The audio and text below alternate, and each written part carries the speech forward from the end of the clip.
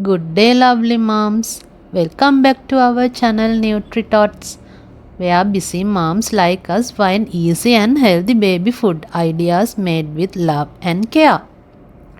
Today we are making a simple and nutritious pumpkin puree, a perfect first food for your little one, starting from 5 months.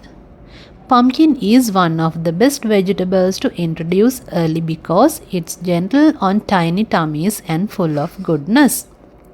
Pumpkin is rich in vitamin A, which helps with healthy eyesight and growth.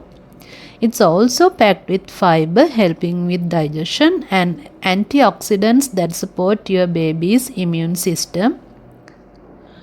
Plus, its natural sweetness makes it super tasty for little ones.